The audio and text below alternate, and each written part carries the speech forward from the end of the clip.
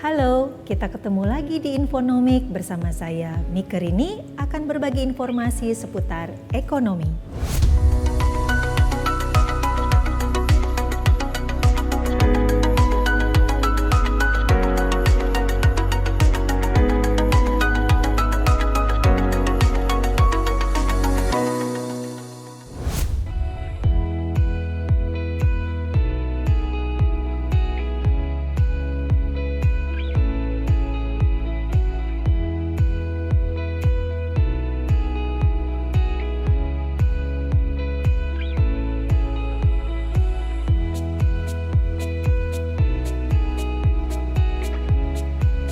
Dalam Infonomi kali ini, kita akan berbagi tentang mengatur keuangan untuk milenial.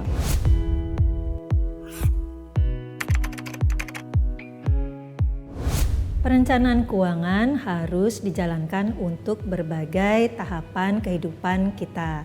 Nah, termasuk tentunya dalam hal ini milenial. Kehidupan kita tentunya bukan hanya hari ini saja, tetapi juga ada masa depan yang harus kita persiapkan. Sebagai milenial, Anda berada pada usia mungkin antara sekitar 25 sampai 35 saat ini. Nah, tahapan kehidupan selanjutnya yang akan Anda masuki adalah usia 35 ke atas, usia 55 ke atas, 60 ke atas, dan seterusnya. Di tiap tahapan kehidupan, tantangan keuangannya, demikian juga kebutuhan keuangannya akan berbeda-beda. Karena itu penting buat Anda sebagai milenial untuk bisa mempersiapkan dari jauh-jauh hari. Apa sih yang perlu dipersiapkan? Ada berbagai kebutuhan di masa depan yang membutuhkan sejumlah dana yang besar sehingga harus dipersiapkan ketika Anda masih muda.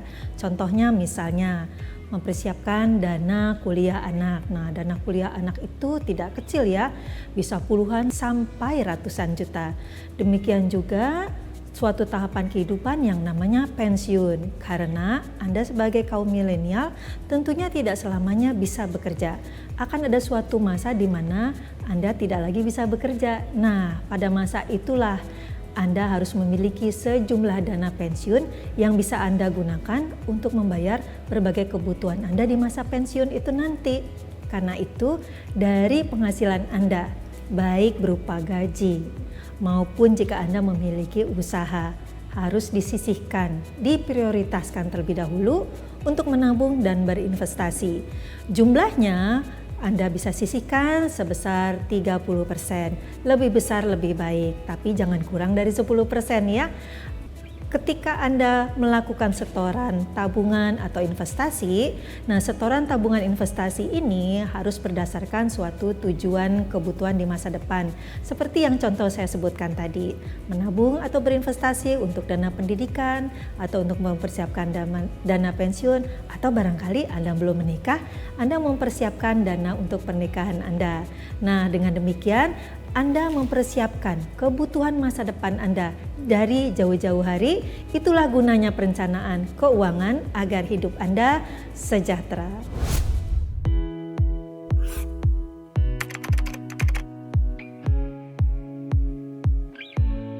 Saat ini kita masih dalam masa pandemik COVID-19.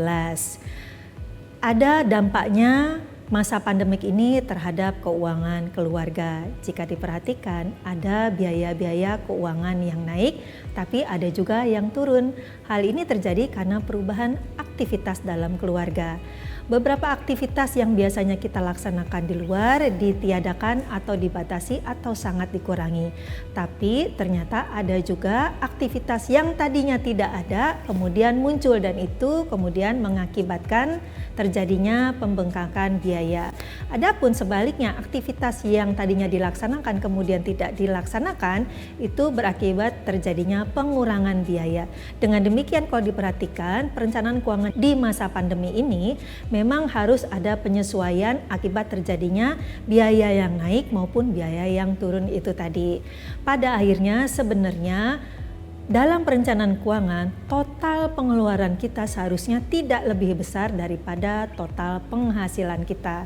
Dan di dalam pengeluaran atau berbagai biaya hidup kita itu sebenarnya sudah termasuk setoran atau pengeluaran untuk menabung dan investasi. Jadi gampangnya begini, di dalam masa pandemi ya, ketika terjadi kenaikan biaya. Nah, kenaikan biaya ini sebenarnya bisa mengcover dari penurunan biaya tadi. Jadi karena ada penurunan biaya sehingga terjadi surplus di suatu pos keuangan, maka surplus tadi dapat disalurkan ke pos keuangan lain yang memang terjadi kenaikan. Itu salah satu tekniknya.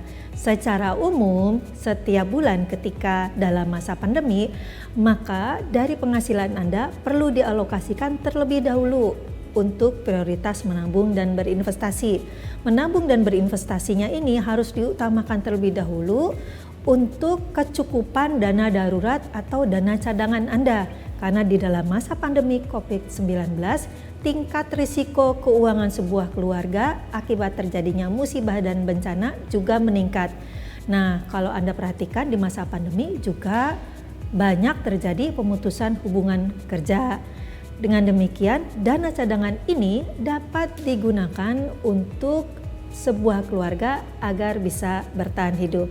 Dengan demikian, perencanaan keuangan dalam masa pandemi menomorsatukan tetap tabungan dan investasi, terutama untuk memenuhi dana darurat Anda.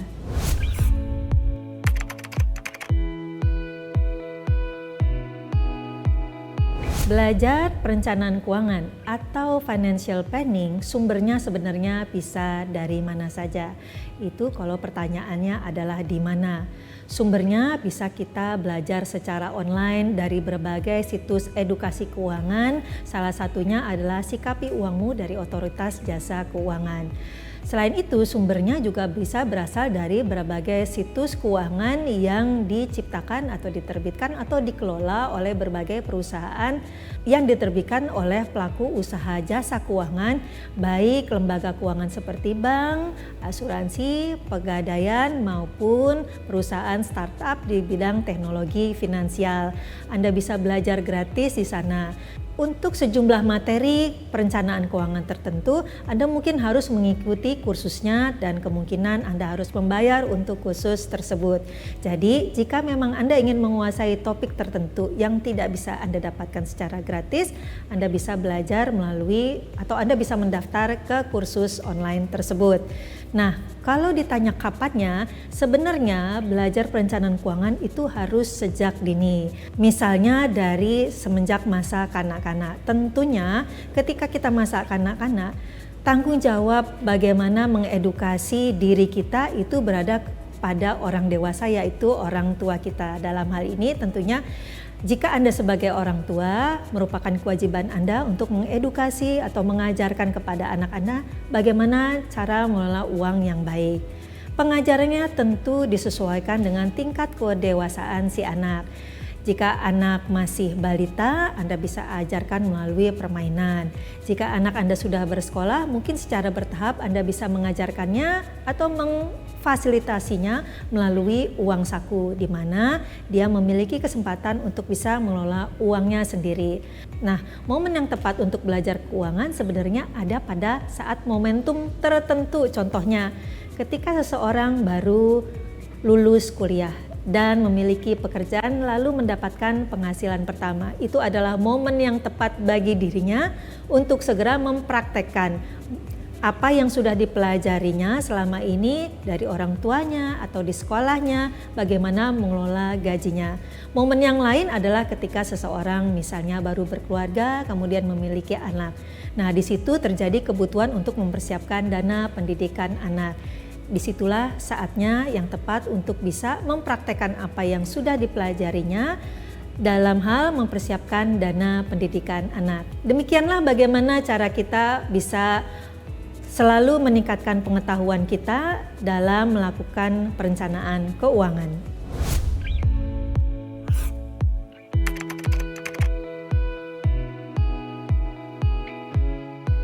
Tidak boros itu sangat penting ya, karena kalau kita boros berarti pengeluaran kita lebih besar daripada penghasilan kita. Bisa terjadi defisit. Nah, kalau defisit ini kadang-kadang suka nggak kerasa. Karena apa? Karena suka ditalangi dari berbagai fasilitas pinjaman, pay letter, ya, cicilan tetap, kartu kredit, kecil-kecil tapi kalau dikumpulkan banyak. Nah, itulah yang namanya boros. Boros ini kadang seringkali tidak terasa karena ya itu tadi pengeluarannya kecil-kecil gitu dan rasanya menjadi remeh-temeh. Salah satunya yang seringkali mendorong sifat boros itu tadi adalah ketika seseorang memiliki hobi.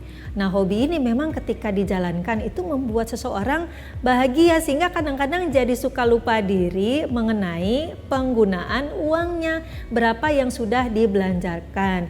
Karena nikmatnya itu tadi yang diingat hanya nikmatnya lah maksud saya, tetapi pengeluarannya sendiri tidak pernah dihitung. Maklumlah kalau orang bicara hobi ya segala sesuatu jadi lupa, kalau sudah melaksanakan hobinya udah nggak inget yang lain. Nah, perencanaan keuangan itu sebenarnya tujuannya bukan untuk melarang Anda untuk menikmati hidup Anda. Kita sudah bekerja keras sebagai seorang karyawan mendapatkan gaji atau Anda punya usaha, masa nggak boleh nikmatin? Tentu Anda boleh menikmati, tapi dalam perencanaan keuangan itu harus ada batasnya. Kalau udah bicara hobi, orang suka lupa diri, berarti kan tidak ada batasnya. Kuncinya di sini adalah ketika Anda memiliki hobi, misalnya suka traveling ya, setiap sebulan sekali atau 3 bulan sekali atau setahun 5 atau 6 kali, dan itu sudah membuat Anda mengalami defisit keuangan, sudah membuat Anda tagihan kartu kreditnya atau cicilan pay letternya bertambah karena menjalankan hobi traveling tersebut. Itu sudah tanda-tanda Anda harus melakukan penghematan ya. Karena itu ketika Anda melakukan berbagai pengeluaran, sebelum Anda melakukan berbagai pengeluaran, Anda harus sudah buat dulu anggarannya. Bagi Anda yang memiliki hobi traveling, ketika Anda harus melakukan penghematan, maka salah satu triknya adalah dengan mengatur frekuensi. Jadi tidak menghentikan sama sekali. Contohnya, setahun 5-6 kali dikurangi menjadi 2 atau 3 kali. Sehingga Anda tetap melakukan hobi Anda, tapi dalam batas keuangan yang wajar.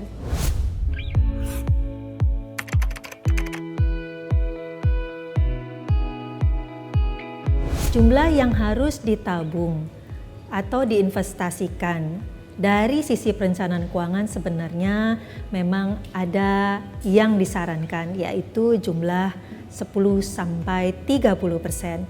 Namun dalam prakteknya hal ini ternyata membangun tantangan sendiri bagi setiap orang. Tidak semua orang ternyata bisa nabung sejumlah 10-30%. Nah, kalau zaman saya dulu atau pengalaman pribadi saya dulu ketika saya masih muda ya, saya bisa menabung sampai 50%. Karena apa ya? Karena saya punya tujuan, saya menabung untuk membuka usaha. Jadi uang tabungan saya gunakan nanti untuk menjadi modal usaha saya. Ketika tujuan saya belum terwujud, maka uang tabungan tersebut tidak saya gunakan. Dan karena saya selalu ingat tujuan saya tersebut, mimpi saya, maka saya menjadi disiplin dan konsisten dalam jumlah maupun frekuensi di mana saya menabung. Nah, cara itu mungkin juga bisa Anda terapkan. Jadi, kalau Anda mematok 10-30% dan kemudian Anda merasa kesulitan untuk bersikap konsisten, di mana 10-30% itu sebenarnya anjuran dari perencanaan keuangan, tapi Anda tidak bisa lakukan, maka Anda harus evaluasi lagi nih, cara saya menabung sudah benar atau belum? Baru menabung 6 bulan, 10-30%. Sudah dipakai untuk kebutuhan lain. Jangan-jangan Anda menabung tanpa tujuan. Kalau Anda menabung tidak ada tujuannya, maka uang yang terkumpul itu, begitu Anda melihat uang terkumpul, Anda jadi tergoda untuk memakai kepada sesuatu hal yang bukan untuk tujuannya. Karena pada awalnya memang juga nggak di-set tujuannya buat apa ya. Jadi Anda punya jadwal menabung atau Anda mau menabung 10-30% itu sudah bagus, itu sudah satu hal. Tapi memiliki tujuan tertentu yang berdasarkan kebutuhan keuangan Anda di masa depan, ya. Dan itu menjadi target pengumpulan dana tabungan Anda, itu akan membuat tabungan 10-30% Anda menjadi konsisten dan Anda menjadi lebih disiplin dalam menabung dan berinvestasi.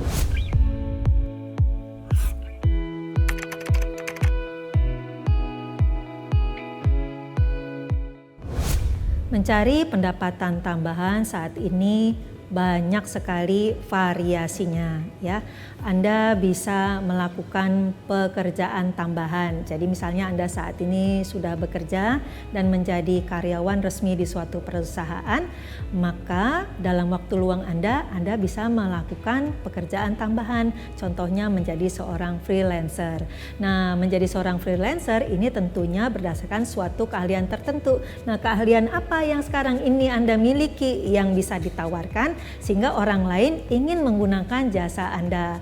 Nah, kalau Anda sudah mau menawarkan, Anda bisa melakukannya melalui berbagai situs pekerjaan, melalui berbagai situs freelancer yang sekarang ini marak menjadi yang sekarang ini ditawarkan di pasar.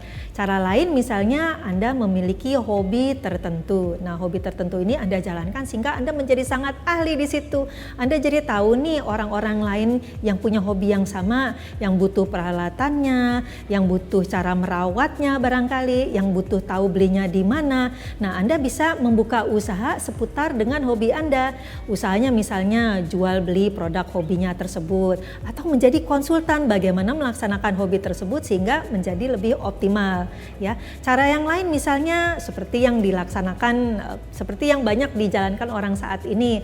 Anda memiliki keahlian mengajar, punya materi, Anda kemudian mengemas materi tersebut dalam suatu bentuk video dan kemudian Anda menguploadnya di dalam sosial media. Nah, Anda bisa menawarkan kelas-kelas pelatihan melalui video-video pelatihan Anda. Nah, itu adalah berbagai alternatif bagaimana Anda mendapatkan pendapatan tambahan tanpa harus mengganggu pekerjaan rutin Anda.